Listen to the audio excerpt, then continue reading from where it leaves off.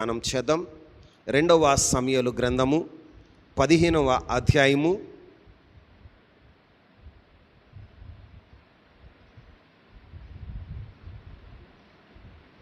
23వ వచనాన్ని ధ్యానం చేద్దాం. 2వ సమూయేలు గ్రంథము 15వ అధ్యాయము 23వ వచనం. వారు సాగిపోవచ్చుండగా జనులందరూ బహుగా ఏడ్చుచుండిరి.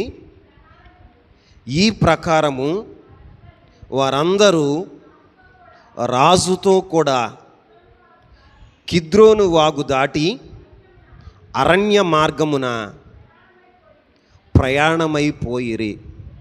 చాలండి. ఇక్కడ చదువుకున్న లేఖన భాగాన్ని ధ్యానించినప్పుడు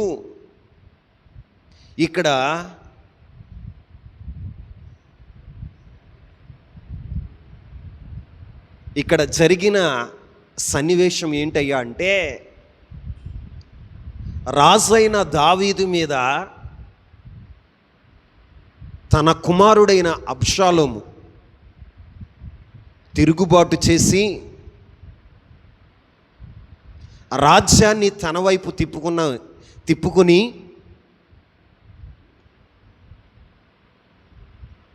రాజు మీద తిరుగుబాటు చేస్తూ ఉన్న ఆ సమయంలో దావీదు పక్షాన సలహాదారుడుగా ఉన్నటువంటి అహీతోపెలు అబ్షాలోముతో చేరినప్పుడు దావీదు రాజ్యాన్ని విడిచి అరణ్యానికి వెళుతున్న ఆ సమయంలో రాజుగారితో కూడా వస్తున్న కొంతమంది ప్రజలు ఏం చేస్తున్నారో తెలుసా? బహుగా ఏడ్చుచున్నారు. ఏం చేస్తున్నారు? బహుగా ఏడ్చుచున్నారు. దావీదు హృదయం కూడా బాధపడింది. ఎందుకంటే కన్న కుమారుడే తండ్రి మీద తిరుగుబాటు చేశాడు. తన పక్షాన ఉన్న అహీతోపెలు అబ్షాలోము పక్షాన చేరాడు.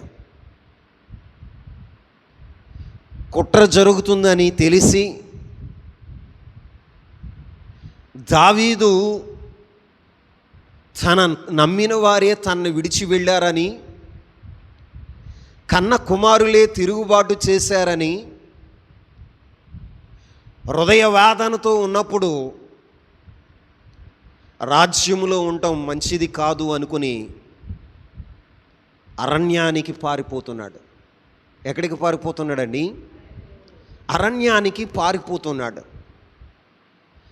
అరణ్యానికి పారిపోతూ తన జీవితంలో ఒక పాట పాడుతున్నాడు. ప్రియులారా, ఒక మాట మీకు చెప్తాను, వినండి. దావీదు యొక్క జీవితంలో సంతోషకరమైన దినములు ఉన్నాయి, బాధకరమైనటువంటి దినములు ఉన్నాయి. సంతోషకరమైన దినములు ఉన్నాయి, బాధకరమైనటువంటి దినములు కూడా ఉన్నాయి. కానీ బాధ కలిగినప్పుడు హృదయ వేదన కలిగినప్పుడు స్పందించే విధానం ఎలా ఉంది? ఇక్కడ దావీదు బాధపడుతున్నప్పుడు, హృదయ వేదన కలిగినప్పుడు ఒక కీర్తన రాశాడండి. ఏం రాశాడు? ఒక కీర్తన పాడుతున్నాడు. బాధలో మనం కీర్తన పాడగలమా? కానీ దావీదు యొక్క జీవితంలో బాధ కలిగినప్పుడే, కన్న కుమారుడు తిరుగుబాటు చేసినప్పుడు, అన్నవాడు నా పక్షాన ఉంటాడు అన్నవాడు విడిచి వెళ్ళిపోయినప్పుడు తన జీవితంలో రాసిన కీర్తన ఆ కీర్తన మనం చూద్దామా? చూడండి, 63వ కీర్తన. 63వ కీర్తనలో 11 వచనాలు ఉంటాయి. ఎన్ని వచనాలు? 11 వచనాలు ఉంటాయి. చూడండి, ఆ కీర్తన పైభాగాన ఏమని రాయబడి ఉందో చదవండి. దావీదు యోధా అరణ్యంలో ఉండగా రచించిన కీర్తన. ఏ కీర్తన అండి? చెప్పండి. యోధా అరణ్యంలో ఉన్నప్పుడు రచించిన కీర్తన. చూడండి, ఆయన ఒక కీర్తన పాడుతున్నాడు. ప్రియులారా, ఆత్మీయులమైన మన జీవితాల్లో సంతోషకరమైన దినాల్లో మనం ఎలా స్పందిస్తున్నాం?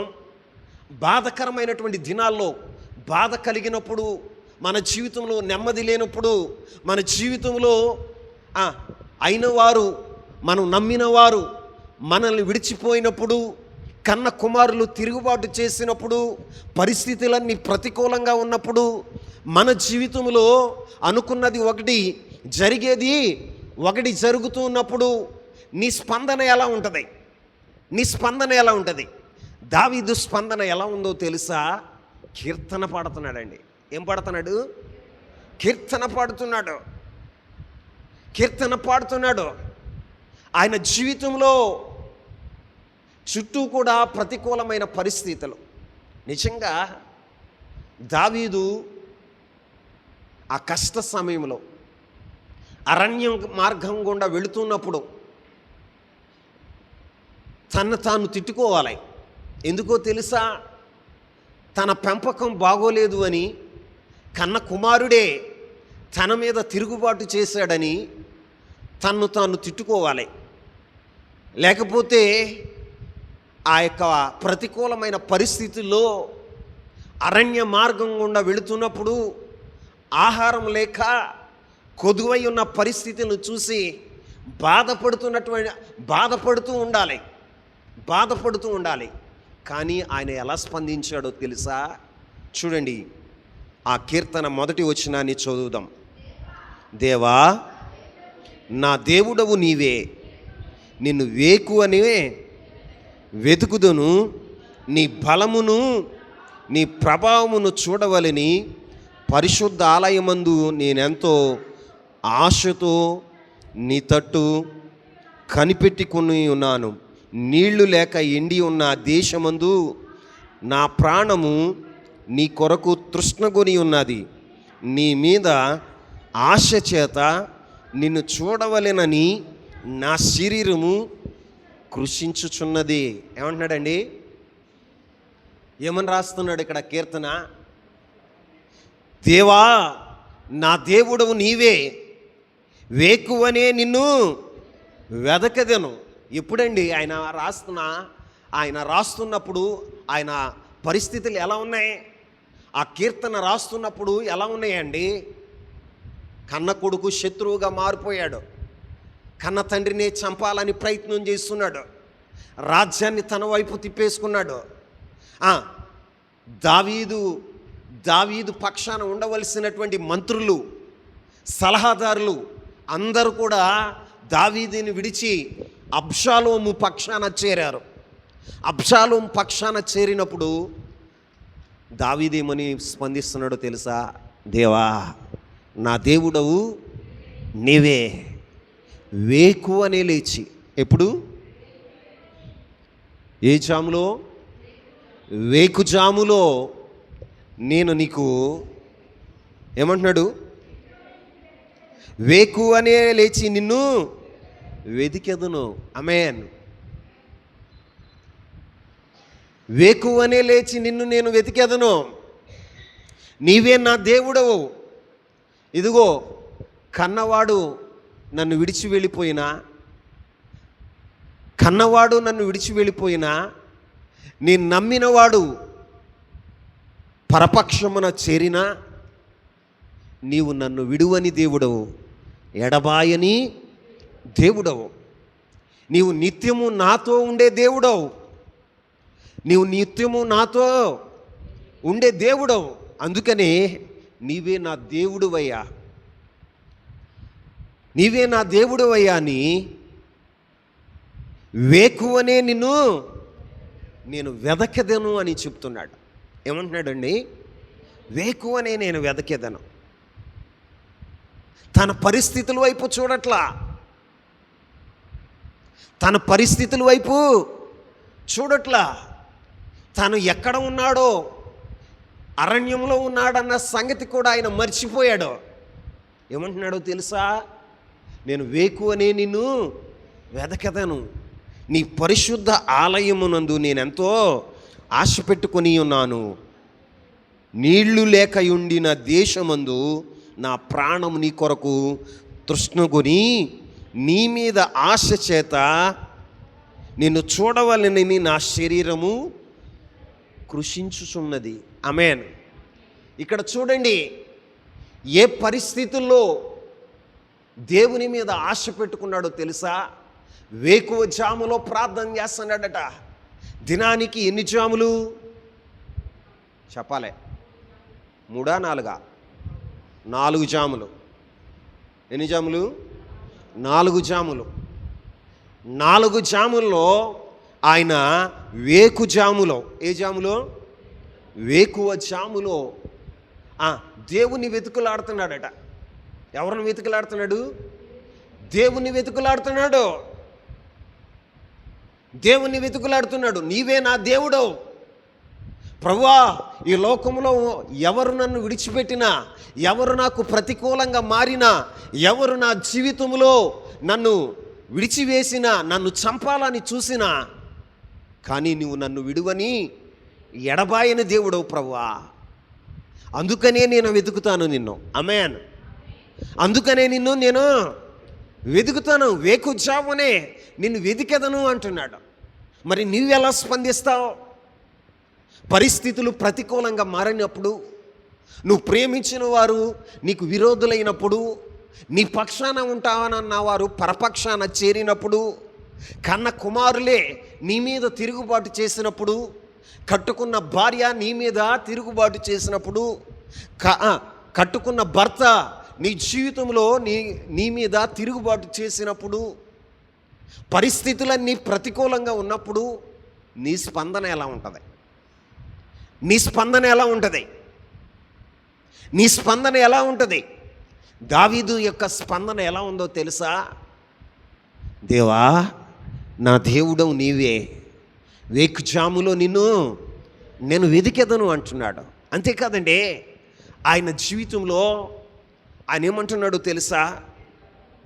నీ బలమును నీ ప్రభావమును చూడవలెనని పరిశుద్ధ ఆలయమందు నేను ఎంతో ఆశతో నీ తట్టు కనిపెట్టుకుని ఉన్నాను. ఇక్కడ అంటున్న మాట ఏంటో తెలుసా? దేవుని బలాన్ని చూడాలని, దేవుని ప్రభావాన్ని చూడాలని దావీదు పరిశుద్ధ ఆలయంలో కనిపెడుతున్నాను అంటున్నాడు. అరణ్యంలో ఆలయం ఉందా చెప్పండి? అరణ్యంలో ఆలయం ఉందా? లేదుగా. ఈ కీర్తన ఎక్కడ రాశాడు? యోధారణ్యంలో. ఎక్కడ రాశాడండి?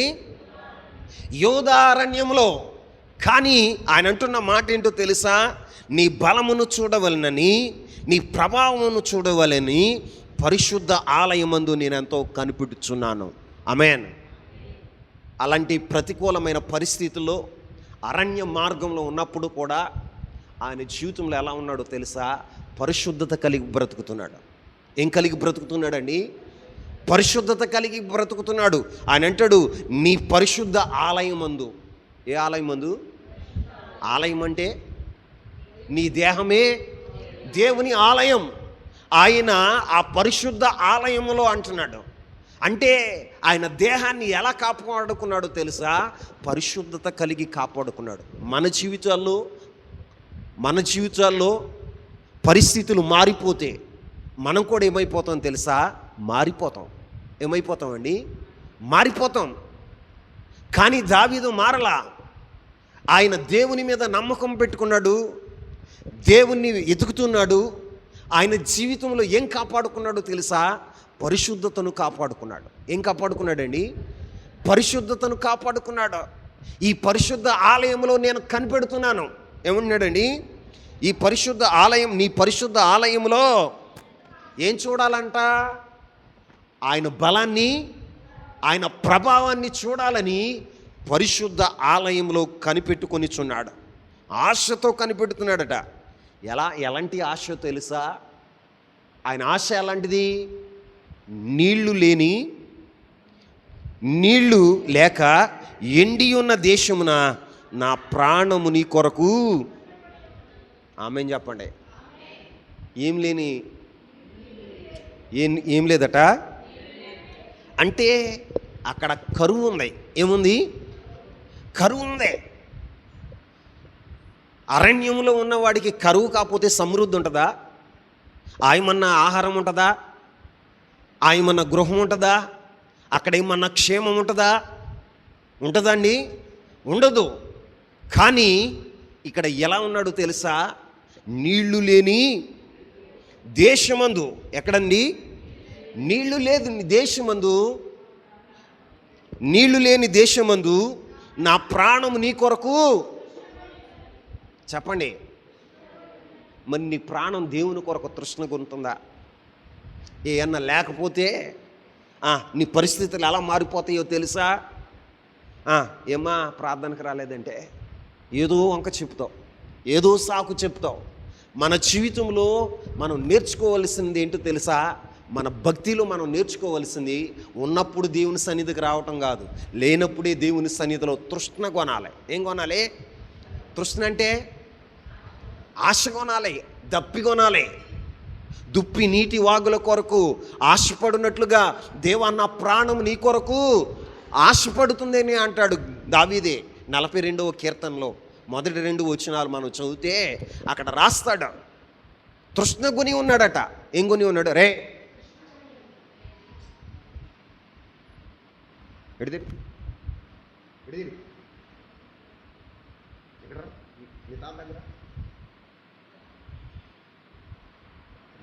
హల్లెలూయా. ఏమీ లేనటువంటి పరిస్థితుల్లో, ఎండిపోయిన అనుభవాలు చూడండి. నీళ్లు లేనటువంటి దేశంలో ఏం కలుగుతుందో తెలుసా? గొంతు పిడసగట్టిపోయి అలసిపోయిన అనుభవాలు, సొమ్మసిల్లిన అనుభవాలు ఉంటాయి. ఆ సొమ్మసిల్లిన అనుభవాల్లో కూడా, అలసిపోయిన అనుభవాల్లో కూడా ఆయన ఏమంటున్నాడు తెలుసా? నా ప్రాణం ఐకికమైన వాటి మీద లేదయ్యా, శరీర సంబంధమైన వాటిని కోరుకుంటలేదయ్యా. నా ప్రాణం నీ కొరకు తృష్ణ కొని ఉన్నది. ఆమేన్. ఎవరి కోసం? నిజంగా గుండె మీద చేసుకొని చెప్పు. నీ జీవితంలో సమృద్ధి లేనప్పుడు, ఆరోగ్యం లేనప్పుడు, పరిస్థితులు ప్రతికూలంగా ఉన్నప్పుడు దేవుని కొరకు నువ్వు తృష్ణ కొని ఉంటావా? దావీదు అంటున్నాడు, నీళ్లు లేని దేశంలో. ఏ దేశంలో? నీళ్లు లేని దేశంలో నా ప్రాణము నీ కొరకు తృష్ణ కొని ఉన్నదండి. లేమిలో, కష్ట సమయంలో దావీదు దేవుని మీద మనస్సు నిలిపాడు. ఎవరి మీద? దేవుని మీద మనస్సు నిలిపాడు. నీవు దేవుని మీద మనస్సు నిలపగలుగుతున్నావా? ఈ రోజున నీ జీవితంలో దేవుని మీద మనస్సును నిలపట్లేదు కాబట్టి నీ జీవితంలో కలవరాలు, నీ జీవితాల్లో భయాలు. ఈ రోజున చాలామంది జీవితాల్లో ప్రతికూలమైన పరిస్థితుల్లో దేవుని మీద గురి నిలపరండి. వారి సొంత జ్ఞానం మీద, సొంత ఆలోచనల మీద, సొంత బలం మీద ఆధారపడేవారుగా ఉంటారు. ఇవన్నీ సహకరించినప్పుడు, బలం సహకరించినప్పుడు, జ్ఞానం సహకరించినప్పుడు, బలగం సహకరించినప్పుడు అప్పుడు అంటాం దేవా అని ఆఖరిలో. కానీ దావీదు ఎలా ఉన్నాడో తెలుసా? ప్రతి పరిస్థితుల్లో కూడా తన మనసు ఎవరి మీద ఉందో తెలుసా? దేవుని మీద ఉంది. చుట్టూ శత్రువులు తరుముతున్న సమయం, తినటానికి తిండి లేని సమయం, తలదాసుకోవటానికి గృహం లేని, నీడలేనటువంటి సమయం, ఆయన అంటున్నాడు, ఎండినటువంటి దేశంలో. ఏ దేశంలో అంటే? ఎండిన దేశం అంటే ఏమీ లేని పరిస్థితుల్లో నా ప్రాణము నీ కొరకు తృష్ణ గొనుచున్నది. ఆమేన్. చాలామంది జీవితాలు దేవుని మీద ఉండదండి. వారి మనస్సు లోకం మీద, లోకాస్తుల మీద, శరీరాస్తుల మీద ఉంటాయి. కానీ ఆత్మీయుడు నేర్చుకోవలసిన పాఠం ఏంటో తెలుసా? పరిస్థితులు ప్రతికూలంగా ఉన్నప్పుడు, జీవితంలో కష్టాల బాటలో నడుస్తున్నప్పుడు, చుట్టూ శత్రువులు ఉన్నప్పుడు, మనము నమ్మిన వారు పరపక్షాన చేరినప్పుడు, కడుపున పుట్టిన పిల్లలు కసాయి వారుగా మారిపోయి తిరుగుబాటు చేస్తున్నప్పుడు మనసు ఎవరి మీద ఉండాలో తెలుసా? దేవుని మీద ఉండాలి. ఎవరి మీద? నీ మనసు ఉంటుందా? నీ భార్య నీ మాటను పోతే నువ్వు మనశ్శాంతిగా మందిరంలో కూర్చోగలుగుతావా? నీ భర్త ఒక మాట అంటే నువ్వు మనశ్శాంతిగా దేవుని మందిరంలో కూర్చోగలుగుతావా? నీ పిల్లలు నీ మాట విననప్పుడు మనశ్శాంతిగా దేవుని సన్నిధిలో కూర్చోగలుగుతావా?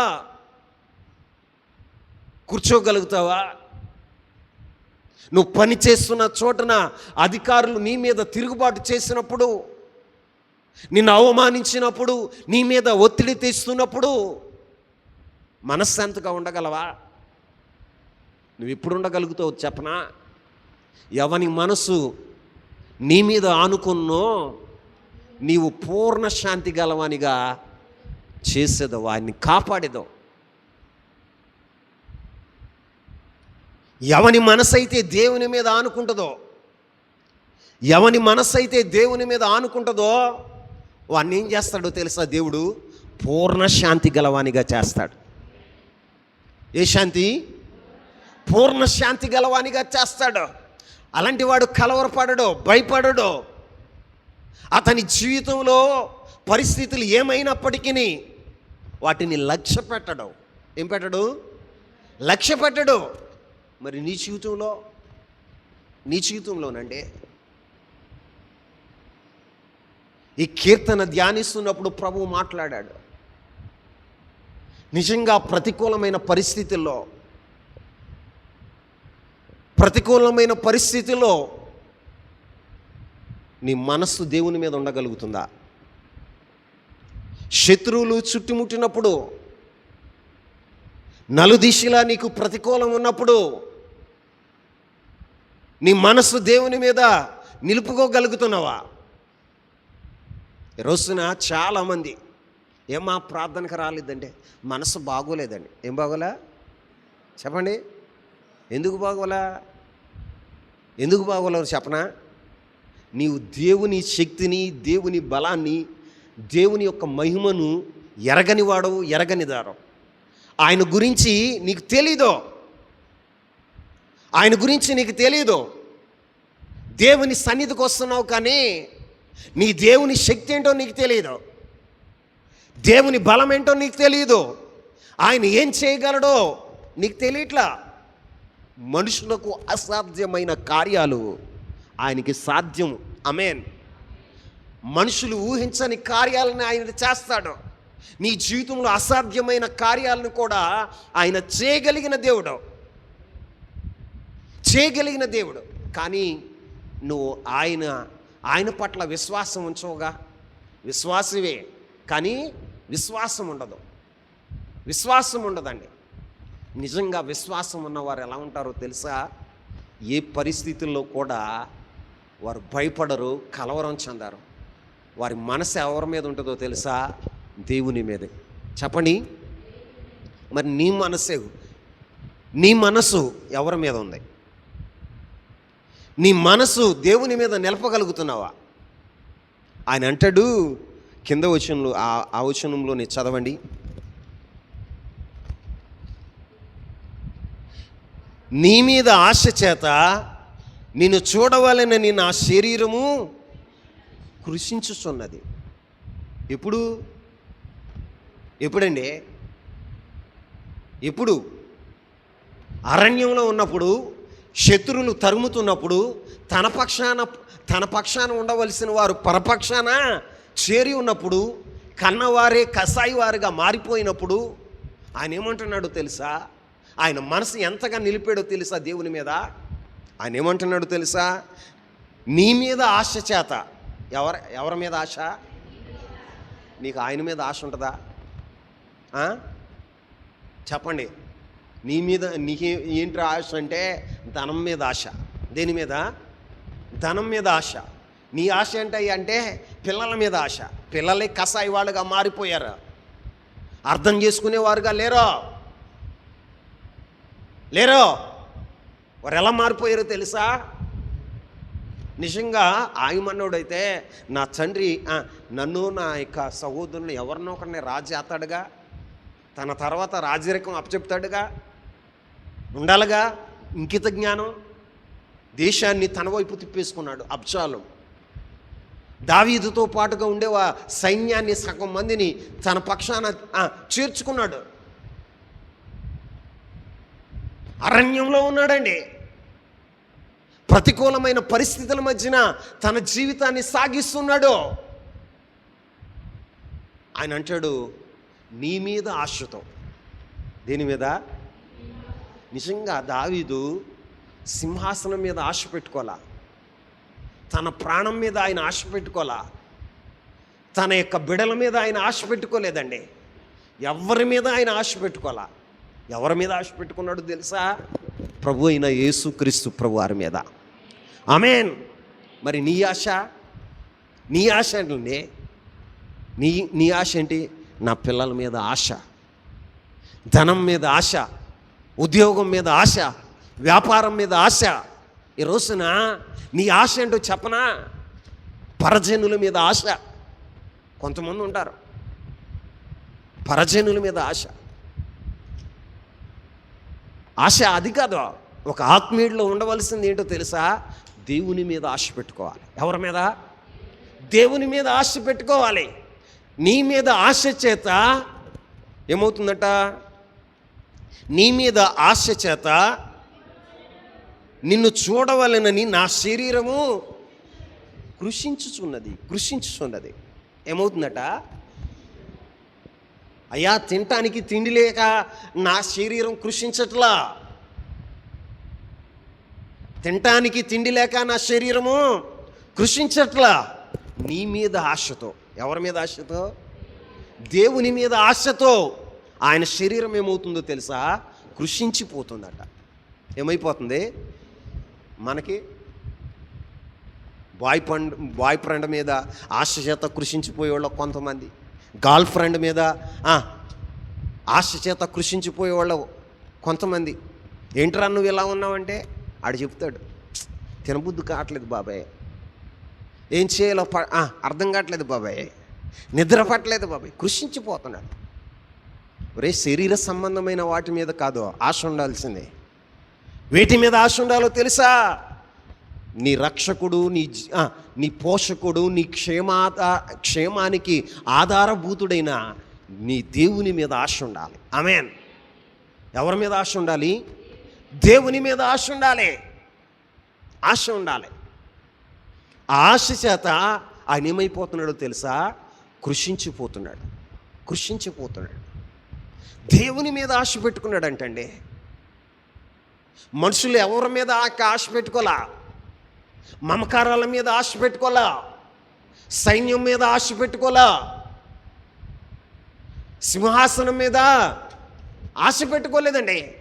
ఆయన ఆశ ఏంటి అంటే జీవం కలిగిన దేవుని మీదే. ఆమేన్. ఆయన ఆశ నిన్ను చూడాలని ఆశ. నీ మీద ఆశ చేత నా శరీరము కృషించిపోతుంది. నువ్వు కృషించిపోవటానికి కారణం ఏంటి అమ్మా? నువ్వు కృషించిపోవటానికి కారణం ఏంటి బ్రదర్? నువ్వు కృషించిపోవటానికి కారణం ఏంటి? దేని మీద ఆశ పెట్టుకున్నావు? దావీదు ప్రతికూలమైన పరిస్థితుల్లో అరణ్యంలో ఉండగా ఆయన అంటున్న మాట ఏంటో తెలుసా? నీ మీద ఆశ చేత. దేని మీద? దేవుని మీద ఆశ చేత తన శరీరం ఏమవుతుందంట తెలుసా? కృషించిపోతుంది. నిజమే, భక్తుల యొక్క శరీరాలు కృషించిపోవటానికి కారణం ఏంటయ్యా అంటే, దేవుని మీద ఆశ ఉన్నవాడి శరీరం ఏమవుతుందో తెలుసా? కృషించిపోతుంది. ఏమైపోద్ది? పౌలు అపోస్తుడు అంటాడు, కొరింథీయులకు రాసిన 2వ పత్రిక 4వ అధ్యాయం 16వ వచనం నుంచి చదవండి. 16వ వచనం నుంచి చదవండి. కావున మేము అధైర్యపడము, మా బాహ్య పురుషుడు కృషించుచున్నను, ఆంతర్య పురుషుడు దినదినము నూతన పరుచుచున్నాడు. మేము దృశ్యమైన వాటిని చూడక అదృశ్యమైన వాటిని నిదానించి చూచుచున్నాము గనుక క్షణమాత్రముండు మా చులకని శ్రమ మా కొరకు అంతకంతకు ఎక్కువగా నిత్యమైన మహిమ భారమును కలగజేయుచున్నది. ఎలయనగా దృశ్యమైనవి అనిత్యములు, అదృశ్యమైనవి నిత్యములు. పౌలు అపోస్తుడు చెప్తున్న మాట ఏంటో తెలుసా? మేము అధైర్యపడం. ఏమన్నారండి? మేము అధైర్యపడము, మా బాహ్య పురుషుడు కృషించిపోతున్నాను, అంతరంగిక పురుషుడు దినదినము నూతన పరచబడుతున్నాడు. ఏమవుతున్నాడట? నూతన పరచబడుతున్నాడు. పౌలు అపోస్తుల యొక్క స్టేట్మెంట్ ఏంటో తెలుసా? మా బాహ్య పురుషుడు క్షీణించిపోవచ్చు, కానీ మా అంతరంగిక పురుషుడు దినదినము నూతన బలం పొందుచున్నాడు. ఆమేన్. ఎందుకో తెలుసా? మేము కృషించిపోతున్నా మేము లెక్క చేయట్లేదు తెలుసా? దేవుని మీదే మా మనసు ఎందుకు ఉంచుతున్నామో తెలుసా? మేము బాహ్యమైన వాటిని చూడం. ఏమంటున్నారండి? వీటిని చూడం. మరి నువ్వు చూసేదేంటి? చెప్పండి. ప్రతి ఒక్కరు ఏం చూస్తారో తెలుసా? బాహ్యమైన వాటిని చూస్తారు, కళ్ళ ముందున్న వాటిని చూస్తారు, కళ్ళ ముందు జరిగే వాటిని చూస్తారు. పౌలు అపోస్తుడు అంటున్నాడు, మేము బాహ్యమైన వాటిని చూడం. ఏమంటున్నాడండి? బాహ్యమైన వాటిని చూడం. మేము ఏం చూస్తారంట? అక్కడ చదవండి, 17వ వచనం. మేము దృశ్యమైన వాటిని చూడము, అదృశ్యమైన వాటిని నిదానించి చూస్తున్నాము గనుక. మేమెందుకు అధైర్యపడట్లేదో తెలుసా? మేమెందుకు కలవరం చెందట్లేదో తెలుసా? మేమెందుకు మా జీవితాల్లో భయపడట్లేదంటే, దృశ్యమైన వాటిని మేము చూడట్లా. వీటిని చూడట్లా, కళ్ళ ముందున్న వాటిని చూడట్లా, ఆ అదృశ్యమైన వాటిని మేము చూస్తున్నాం గనుక మేము అధైర్యపడము. ఆమేన్. ఏం పడవరో? అధైర్యపడరో. శ్రమల్ని ఎలా ఎంచుకున్నారో తెలుసా? ఇక్కడ క్షణమాత్రముండు చులకనైన శ్రమలంట. అబ్బాబ్బా, పౌలు అపోస్తుడికి శ్రమలు ఎలా అయిపోయినాయో తెలుసా? చులకనైపోయినాయి. ఏమైపోయినాయి? మనకి భారమైపోతాయి. ఏమైపోతాయి? భారమైపోతాయి. ఆత్మీయుడుగా దేవుని మీద నీ మనసు ఉంటే, ఆత్మీయురాలుగా నీ మనసు దేవుని మీద నిలిస్తే నువ్వెలా ఉంటావో తెలుసా? దృశ్యమైన వాటిని చూడవు, దృశ్యమైన వాటిని చూడవు, కళ్ళ ముందు జరిగే వాటిని అసలు లెక్క చేయవు. ఎలా ఉంటావో తెలుసా? పూర్ణ శాంతి గలవాడిగా, పూర్ణ శాంతి గలదానిగా ఉండగలుగుతావు. ఆమేన్. నిజంగా ప్రియులరా, దావీదు యొక్క అనుభవం ఏంటో తెలుసా? దేవా, నిన్ను చూడవలనని నీ మీద ఆశ చేత నా శరీరము క్షీణించున్నది. ఏమంటున్నాడండి? దేని మీద ఆశ అయింది? దేవుని చూడాలని, దేవుని బలాన్ని చూడాలని, ఆయన ప్రభావాన్ని చూడాలని ఆశ చేత ఆయన శరీరం ఏమవుతుందో తెలుసా?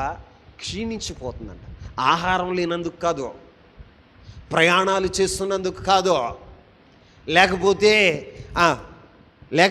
యాకోబులాగా భార్యల కోసం కొలివి చేసి, సంపాదన కోసం కొలివి చేసి క్షీణించినందుకు కాదు. దేవుని కొరకు ఆయన క్షీణించిపోతున్నాడు. ఎవరి కొరకు? దేవుని కొరకు క్షీణించిపోతున్నాడు. మనమైతే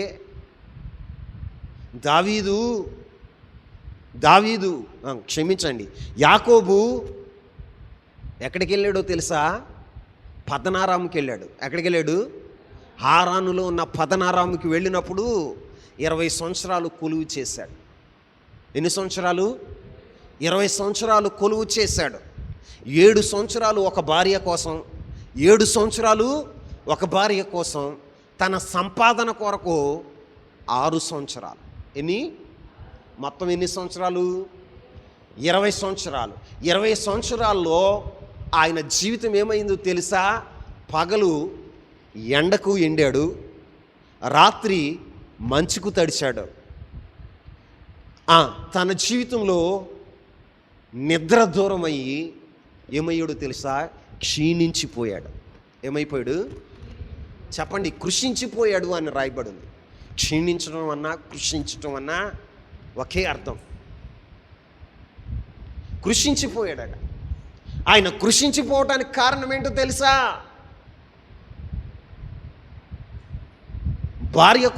భార్యల కొరకు 14 సంవత్సరాలు, సంపాదన కొరకు 6 సంవత్సరాలు పగలు ఎండలో ఎండాడు, రాత్రి మంచులో తడిచాడు. రాత్రి మందను కావలి కాయటానికి ఏం చేశాడు తెలుసా? నిద్ర దూరం అయింది. ఏం దూరం అయింది? నిద్ర దూరం అయింది. అప్పుడు యాకోబు యొక్క పరిస్థితి ఎలా ఉందో తెలుసా? కృషించిపోయాడట. ఎలా ఉన్నాడు? కృషించిపోయాడు. కారణం ఏంటో తెలుసా? అతడు బాహ్యమైన వాటి కొరకు కష్టపడ్డాడు. ఐకికమైన విచారాల చేత. ఏ విచారాలు? ఐకికమైన విచారాల చేత.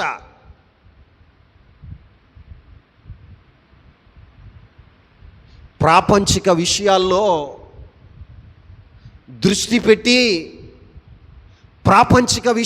దృష్టి పెట్టి యాకోబు ఏమయ్యాడో తెలుసా?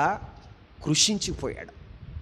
కానీ దావీదు ఇక్కడ ఏమని స్టేట్మెంట్ ఎత్తున్నాడో తెలుసా? అయ్యా, నాకు తిండి లేదని కానీ, రాబడి సంపాదించాలని నేను కష్టపడి కానీ నా శరీరము కృషించిపోవట్లేదు. నా శరీరం కృషించిపోవటానికి కారణం ఏంటో తెలుసా? నీ మీద ఆశ. ఎవరి మీద ఆశ? దేవుని మీద ఆశ. మరి నీ ఆశ ఏంటి?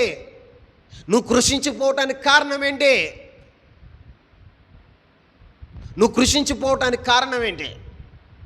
దేవుని మీద ఆశ ఉందా? చుట్టూ ఉన్న వారి మీద ఆశ పెట్టుకోలా, కుమారుల మీద ఆశ పెట్టుకోలా, సైన్యం మీద ఆశ పెట్టుకోలే, సింహాసనం మీద ఆశ పెట్టుకోలే, తన జీవితం మీద, తన బ్రతుకు మీద కూడా దావీదు ఆశ పెట్టుకోలేదండి. ఎవరి మీద ఆశ పెట్టుకున్నాడో తెలుసా? జీవం కలిగిన దేవుని మీద ఆశ పెట్టుకున్నాడు. అయ్యా, నీ కొరకే, నీ మీద ఆశతో నా శరీరం ఏమైపోతుందో తెలుసా? కృషించిపోతుంది. ఆమేన్.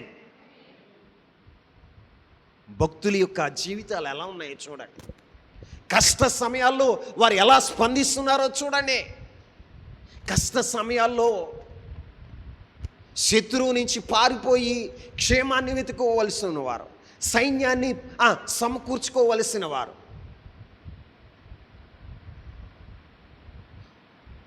తన నివాసానికి ఒక గృహాన్ని ఏర్పాటు చేసుకోవలసిన దావీదు ఎలా స్పందిస్తున్నాడో తెలుసా?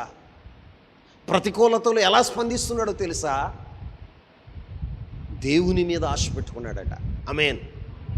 ఎవరి మీద ఆశ పెట్టుకున్నాడు? ఎందుకయ్యా అంటే ఆయనే జీవప్రదాత. బ్రతికించువాడు. ఒక వ్యక్తి బ్రతకాలన్నా చావాలన్నా అది దేవుని చేతిలో ఉంది. ఆమేన్. ఎవరి చేతిలో ఉంది? దేవుని చేతిలో ఉంది.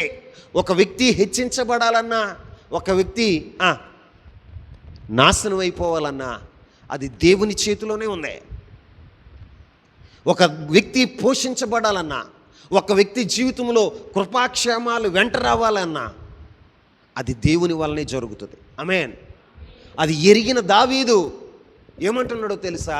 నీ మీద ఆశ పెట్టుకున్నా. ఎవరి మీద ఆశ పెట్టుకున్నా చెప్పండి? దేవుని మీద ఆశ పెట్టుకున్నాడు. ఆ ఆశ చేత ఆయన శరీరం ఏమవుతుందో తెలుసా? కృషించిపోతుంది. ఏమైపోతుంది? కృషించిపోతుంది. మరి నీ జీవితంలో ఎవరి మీద ఆశ పెట్టుకున్నావు? ఆశ పెట్టుకుని ఏమంటున్నాడు తెలుసా? నీ కృప జీవము కంటే ఉత్తమం, నా పెదవులు నిన్ను స్తుతించును, నా మంచం మీద నిన్ను జ్ఞాపకం చేసుకొని రాత్రి జామయందు నిన్ను ధ్యానించినప్పుడు కొవ్వు మెదడు నాకు దొరికినట్లుగా నా ప్రాణము తృప్తి పొందుచున్నది. ఆమేన్. దేవుని గురించి దేవుణ్ణి జ్ఞాపకం చేసుకుంటున్నప్పుడు ఆయన ఏమంటున్నాడు తెలుసా? నీ కృప జీవము కంటే ఉత్తమమైనదయ్యా. అయ్యా నీ కృప జీవము కంటే ఉత్తమమైంది. ఇప్పుడు నా జీవం శ్రమంలోనే ఉండొచ్చు, శోధన గుండానే నడవచ్చు, కానీ నీ కృప దానికంటే ఉత్తమమైంది. ఆమేన్. నీ కృపే నన్ను జీవింపజేసేది, నీ కృపే నా జీవితంలో హెచ్చించేది. నీ కృప జీవం కంటే ఉత్తమమైంది. ఎందుకు చెప్తున్నాడో తెలుసా? దావీదికి దేవుడు శాశ్వతమైన కృపను చూపాడట. ఏ కృప? ఆ శాశ్వతమైన కృప తన జీవం కంటే ఉత్తమమైనదని దావీదు చెప్తున్నాడు. ఆయన మాట్లాడుతున్న మాట ఏంటో తెలుసా? ఆయన ఎలా స్పందిస్తున్నాడో తెలుసా? చూడండి, ఆయన అంటున్న మాటలు ఏంటంటే, అయ్యే వచనాలు చదవండి మరి ఒకసారి. నీ కృప జీవము కంటే ఉత్తమము, నా పెదవులు నిన్ను స్తుతించును, నా మంచం మీద నిన్ను జ్ఞాపకం చేసుకున్నప్పుడు. దేవుని జ్ఞాపకం చేసుకుంటున్నప్పుడు ఆయన గురించి ధ్యానిస్తున్నప్పుడు దావీదు యొక్క హృదయం ఎలా మారిపోయిందో తెలుసా? క్రొవ్వు మెదడు దొరికినట్లుగా ఆయన తృప్తి పొందుతున్నాడు. ఏం పొందుతున్నాడు? క్రొవ్వు మెదడు నాకు దొరికినట్లుగా నా ప్రాణము. ఎవరిని బట్టి తృప్తి? మరి నీకు ఎవరిని బట్టి తృప్తి? ఎవరిని బట్టి అండి? నాకు 10 కోట్లుంటే తృప్తిగా ఉంటా, నా భర్త నా దగ్గర ఉంటే తృప్తిగా ఉంటా, నా భార్య నా దగ్గర ఉంటే తృప్తిగా ఉంటా, నా పిల్లలు నా మాట వింటే తృప్తిగా ఉంటా. దావీదు అలా అంట్లా. భార్య బిడ్డలను విడిచిపెట్టేశాడు. ఏకాకిగా అరణ్యంలోనికి వెళ్ళిపోయాడు. ప్రాణభయంతో తిరుగులాడుతున్న ఆ సమయంలో దావీదు దేవుని గురించి జ్ఞాపకం చేసుకుంటున్నాడట. ఎవరిని గురించి జ్ఞాపకం చేసుకుంటున్నాడు? అలాంటి పరిస్థితుల్లో అసలు దేవుని గురించి జ్ఞాపకం చేసుకుంటాం మన వల్ల అవుతుందా? చెప్పండి, మన వల్ల అవుతుందా? మనకి ఏం జ్ఞాపకం అవుతాయి? ప్రతికూలమైన పరిస్థితులు ఏర్పడి అనుకో, ఏం జ్ఞాపకం అవుతాయి?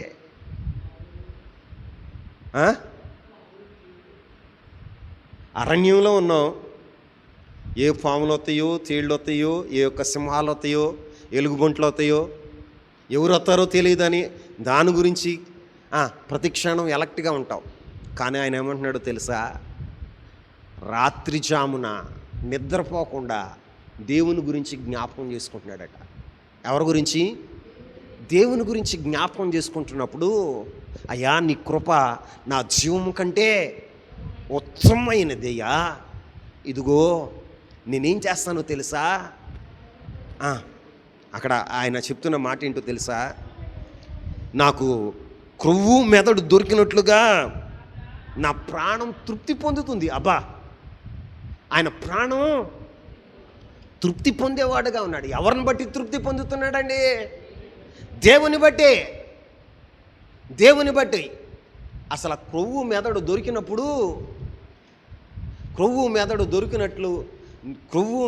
దొరికినప్పుడు ఎంత తృప్తి అయితే ఉంటుందో అంతగా తృప్తి చెందేవాడుగా ఉన్నాడు. ఏం చెందేవాడుగా ఉన్నాడు? తృప్తి చెందేవాడుగా ఉన్నాడు. అందుకే నేను నా పెదవులతో నిన్ను స్తుతించేదను. ఆమేన్. తృప్తి చెందాడు కాబట్టి ఏం చేస్తున్నాడో తెలుసా? దేవుణ్ణి స్తుతించగలుగుతున్నాడు. ఆమేన్. ఏం చేయగలుగుతున్నాడు? దేవుణ్ణి స్తుతించగలుగుతున్నాడు. ఒక మాట మీరు చదవండి, 2వ సమూయేలు గ్రంథం, మనం మొదటి చదువుకున్న మాట. 2వ సమూయేలు గ్రంథం 15వ అధ్యాయం 23వ వచనాన్ని చదవండి. వారు సాగిపోవుచుండగా జనులందరూ బహుగా ఏడ్చుచుండిరి. చాలమ్మా. జనులందరూ ఏం చేస్తున్నారు? బహుగా ఏడ్చున్నారు. దేశాన్ని విడిచిపెట్టడానికి, బంధువుల్ని విడిచిపెట్టడానికి, రాజుకొచ్చిన పరిస్థితిని బట్టి ప్రజలందరూ, తనతో ఉన్న దావీదుతో ఉన్న ప్రజలందరూ ఏం చేస్తున్నారో తెలుసా? ఏడుస్తూ ఉంటే దావీదు ఎలా స్పందిస్తున్నాడో తెలుసా? నా పెదవులతో నిన్ను స్తుతించేదను. ఆమేన్. ఏం చేస్తున్నాడండి? చూడండి, శరీర సంబంధులకి ఆత్మీయులకు వ్యత్యాసం అక్కడ కనపడుతుంది. దేవునితో కూడా సన్నిహితమైన సంబంధం కలిగిన వారు ఎలా స్పందిస్తారో చూడండి. జనులందరూ పరిస్థితులను బట్టి ఏం చేస్తున్నారో తెలుసా?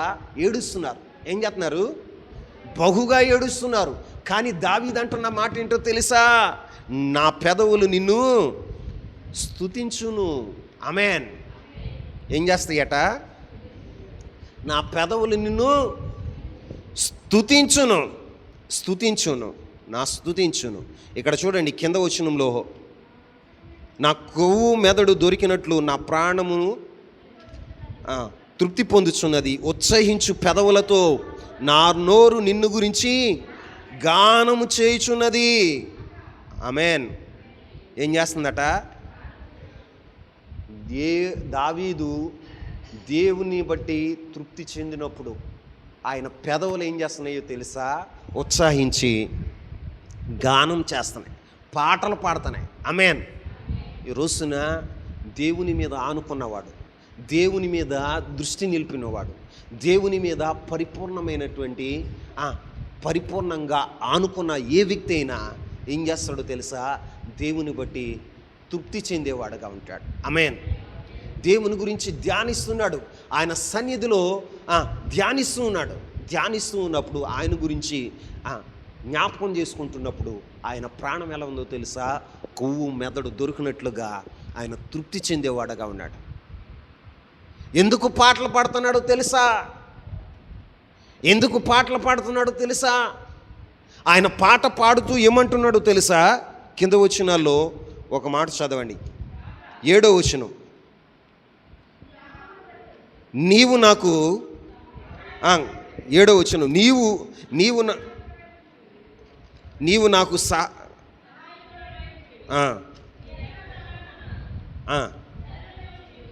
6వ వచనం కూడా చదువుదాం. కాగా నా జీవితకాలం అంతయు నేను స్తుతించేదను, నీ నామమును బట్టి నేను చేతులెత్తదను. ఏమంటున్నాడండి? అతడు చేతులెత్తడం అంటే అర్థం ఏంటో తెలుసా? తన నిస్సహాయ స్థితిని ప్రభు ఎదుట ఒప్పుకోవటం. తన దుర్బలుడిని, నేను నిస్సహాయకుడను, నేను దుర్బలుడినయ్యా, నాకు నేనుగా నేనేమీ చేసుకోలేను, నేను లొంగిపోయాను, నీకు నేను అప్పగించుకుంటున్నాను అని దావీదు చెప్తూ అంటున్న మాట, నేను నీ నామమును బట్టి చేతులు ఎత్తేదను. అప్పుడు నువ్వేం చేస్తావో తెలుసా? నీవు నాకు సహాయకుడివై ఉంటివి. ఆగండి. ఉంటివి అన్న మాట ఏ టెన్స్లో ఉంది అమ్మా తెరీసా? ఉంటివి అన్నది ఏ టెన్స్లో ఉంది? ప్రజెంట్ టెన్సా, పాస్ట్ టెన్సా, ఫ్యూచర్ టెన్సా? పాస్ట్ టెన్స్లో ఉంది. నిజమే, జరిగిపోయింది. అంటే నిన్న నువ్వేం చేసావు తెలుసా? నాకు సహాయకుడుగా ఉన్నావు. ఎలా ఉన్నావు? సహాయకుడుగా ఉన్నావు. నిన్న నువ్వు సహాయకుడుగా ఉన్నావు. తర్వాత వచనం చదవండి. నీ రెక్కల చాటున నేను శరణు చూచి ఉత్సాహధ్వని చేసేదను అన్న మాట ఏ టెన్స్లో ఉందో తెలుసా? Present tense. ఏంటండి? Present tense. అంటే నేను ఉత్సాహగానము చేసేదను, ఇప్పుడు నేను ఆరాధించేదను. అంటే ఆయన ఏమని చెప్తున్నాడు తెలుసా? నిన్న, నేడు, రేపు. ఎప్పుడు? రేపు నువ్వు నిరంతరంగా ఉండే దేవుడు. ఆమేన్. అందుకనే నా ప్రాణము నిన్ను అంటి వెంబడించుచున్నది. నీ కుడి చేయి నన్ను. ఇక్కడ ఏం జరుగుతుందో తెలుసా? పాస్ట్ టెన్స్ కాదు, ఫ్యూచర్ టెన్స్ నడుస్తుంది. ఇక్కడ ఏమని చెప్తున్నాడో తెలుసా? వెంబడించుచున్నది. ఇది అవల, ముగింపు అవల, కొనసాగుతుంది. ఏమవుతుంది? దేవుని అంటి వెంబడించుచున్నాడట. తన ప్రాణము దేవుణ్ణి అంటి వెంబడించుచున్నది. ఆయన ఏం చేస్తున్నాడు? నీ కుడి చేయి నన్ను ఆదుకొనుచున్నది అంటే ఆదుకుంటూనే ఉన్నది. ఇక్కడ దావీదు నిన్న, నేడు, నిరంతరం అంటే రేపు కూడా నీవు నన్ను ఆదుకుంటావన్న ఉద్దేశంతో నీ మీద నేను ఆశ పెట్టుకున్నా. ఆమేన్. నీ మీద నేను ఆశ పెట్టుకున్నా. నిన్ను గురించి నేను ధ్యానిస్తున్నా. నిన్ను గురించి నేను జ్ఞాపకం చేసుకుంటున్నాను ప్రభువా అని దావీదు చెప్తున్నాడు. మరి నీ జీవితంలో నీవు నీ ప్రతికూలమైన పరిస్థితుల్లో దేవునికి అప్పగించుకుంటావా? నీ చేతులు దేవుని వైపు చేతులు ఎత్తుతావా? ప్రతికూలమైన పరిస్థితులు ఉండటం నీ జీవితంలో ఉండటం వాస్తవమే. ఆ పరిస్థితుల నుండి విడిపించగలిగిన దేవుడు ఎవరో తెలుసా? ప్రభు ఒక్కడే. ఎవరు? ప్రభు ఒక్కడే. ఎదురాడే వారికి మారు మనసు కలగ చేసేవాడు, మారా అనుభవాల్ని మధురంగా మార్చేవాడు, చీకటిని వెలుగుగా మార్చగలిగిన వాడు, శత్రువుల పైన నీకు విజయాన్ని కలగజేసేవాడు. అందుకని నువ్వేం చేయాలో తెలుసా? నిన్న, నేడు, నిరంతరం ఏకరీతిగా ఉన్న దేవుని వైపు నీ చేతులెత్తి ఆయన నామాన్ని బట్టి నువ్వు చేతులెత్తాలి. ఏం చేయాలి? ఆయన నామాన్ని బట్టి చేతులెత్తాలి. చేతులెత్తడం అంటే అర్థం ఏంటి? నేను లొంగిపోయానయ్యా. ఏమైపోయాను? నేను లొంగిపోయాను. నేను నిస్సహాయకుడిని, నేను దుర్బలుడను, నాకు నేనుగా నేనేమి చేసుకోలేను, నా వల్ల కాదు ప్రభువా, ఇదిగో నీ వైపు చేతులెత్తేనయ్యా, నువ్వు నాకు సహాయం చేయి అని దేవునికి నువ్వు సరెండర్ అయిపోయి దేవుని సన్నిధిలో చేతులెత్తి ప్రార్థన చేయగలిగితే ఆయన ఏం చేస్తాడో తెలుసా? సహాయం చేసే దేవుడుగా ఉంటాడు, నిన్ను ఆదుకునే దేవుడుగా ఉంటాడు. నీ జీవితంలో ఆయన ఏం చేస్తాడో తెలుసా? నిన్నేం చేస్తాడో తెలుసా? నీ కుడి చేయిని ఆయన ఆదుకునేవాడుగా ఉంటాడు. ఏం చేస్తాడు? నీ కుడి చేయి, దేవుని కుడి చేయి నిన్నేం చేస్తుందో తెలుసా? ఆదుకుంటుంది. ఎలాగో చెప్పనా? నువ్వు మునిగిపోయావు. ఏమయ్యావు?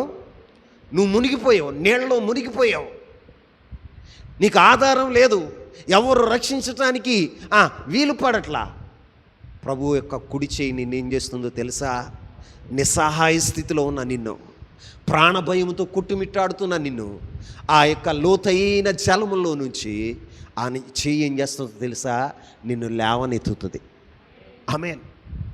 నిన్ను లేవనెత్తుతుంది. లేవనెత్తి నిన్నేం చేస్తుందో తెలుసా? నిన్ను విశాలమైనటువంటి భూభాగంలోనికి నిన్ను నడిపిస్తాడు. ఆమేన్ చెప్పండి. విశాలమైనటువంటి భూభాగంలోనికి మీరు చూడండి, నువ్వు చేరవలసిన గమ్యానికి నిన్ను చేరుస్తాడు.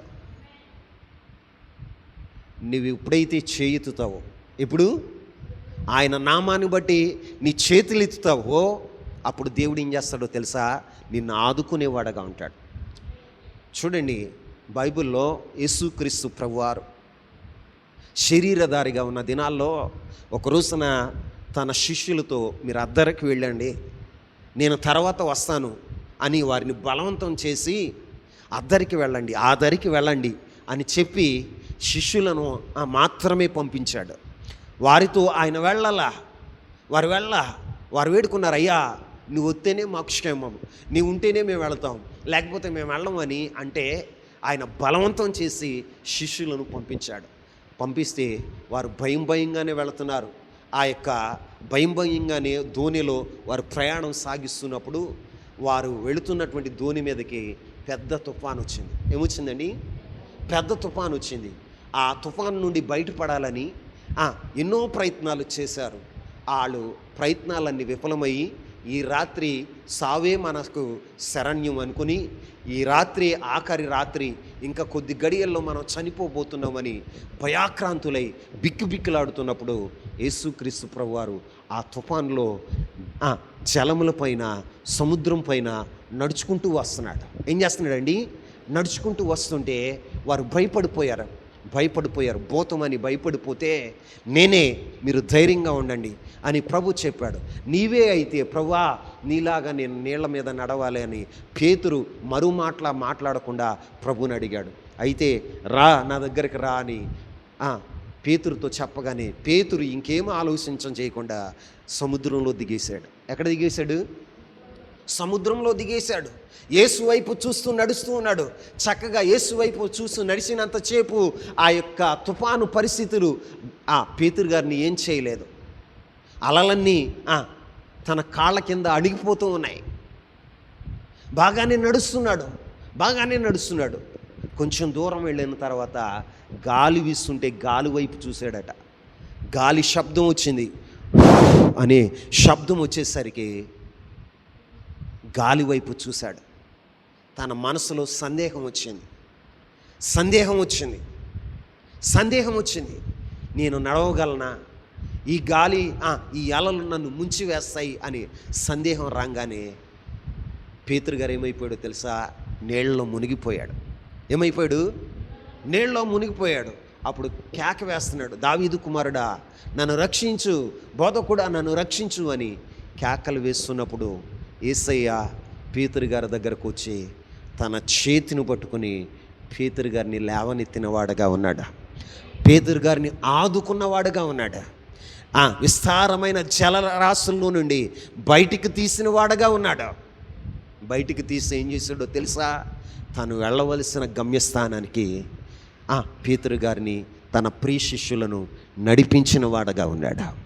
ఈ రోజున నీ జీవితంలో కూడా పరిస్థితులు ఏమైపోయినప్పటికీ, నీ చుట్టూ తుఫానే రేగవచ్చు, నీ చుట్టూ అల్లకల్లోల పరిస్థితులు ఏర్పడవచ్చు, కానీ నువ్వు దేవుని మీద ఆశ పెట్టుకుని, అయ్యా నేనుగా ఈ సమస్యలను పరిష్కరించుకోలేను, ఈ వ్యక్తిని నేను మార్చలేను, ఈ ఆర్థికమైనటువంటి పరిస్థితుల నుండి నాకు నేనుగా బయటకు రాలేను, ఈ కోర్టు సమస్యల నుండి, అయ్యా ఈ కుటుంబ తగాదాల నుండి, అయ్యా ఈ యొక్క ప్రతికూలమైన పరిస్థితుల నుండి, ఈ అనారోగ్యాల నుండి నాకు నేనుగా నేనేం చేసుకోలేను, ఏదైనా చేయగలిగిన వాడు నీవే ప్రభువా అని నీ చేతులు ఆయన వైపు ఎత్తగలిగితే, ఆయన నామాన్ని బట్టి నువ్వు చేతులు చాపగలిగితే ఆయన నిన్నేం చేస్తాడో తెలుసా?